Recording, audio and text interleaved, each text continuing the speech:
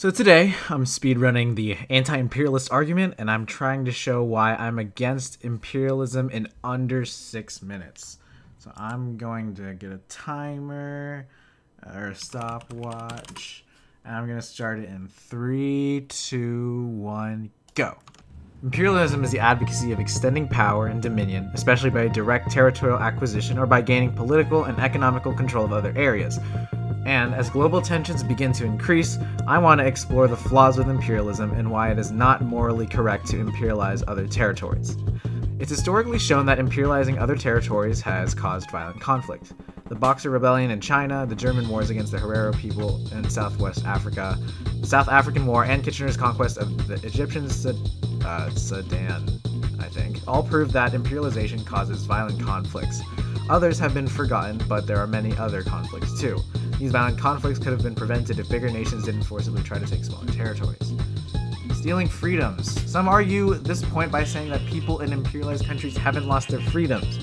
However, with more recent examples in history, imperialized people are treated pretty horribly.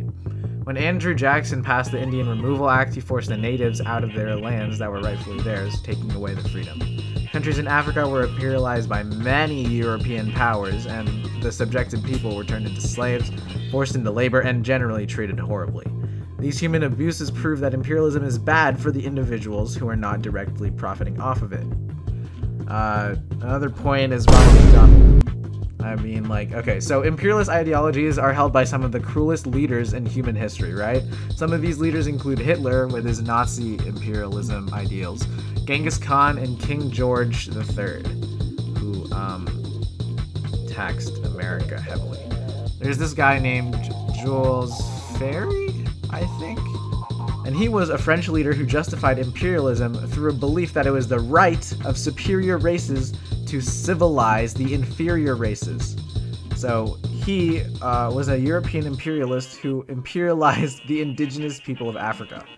Imperialism gives a vehicle for these people to act upon dangerous pre-existing ideas and ideologies. Another point I want to bring up is the social contract.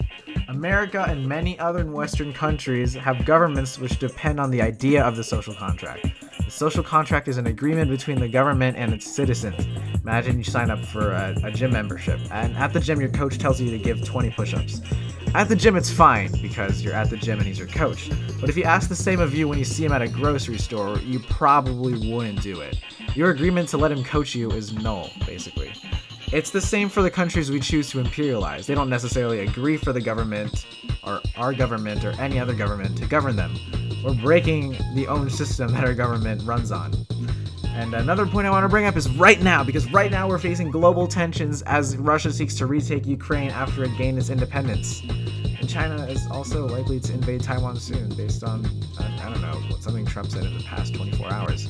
These local conflicts could stem into more global outrages and battles, and while it's not the only factor, imperialism within these countries is one of the driving factors for both China and Russia. And now I want to bring up a counter-argument, because you might be thinking of a good point right now. Sure, all of this is bad, but none of this is an actual problem with imperialism itself, right? It's just the people who abuse it. Well, you have a point in saying that. So imperialism as an idea could be beneficial. Imperialism doesn't necessarily always bring about violent conflict, abuse, and removal of freedoms. But historically, imperialism in practice has more cases of removing freedoms and abusing and exploiting natives to the countries and territories and nations and whatever than ideal imperialistic societies like the Roman Republic. My point about it empowering bad people earlier enforces that idea. Maybe it's great in concept, but that concept means nothing if the practice of that concept causes so many to suffer. And you also might bring up its long-term benefits, which it does. It has quite a few, and those nations that aren't afraid to imperialize have typically lasted longer. And it might even be the right decision for your government or country or nation or whatever. But I'm here to argue that imperialism is morally wrong, and especially for the individuals who have to suffer and possibly die for the good of a nation that they might not even survive to see.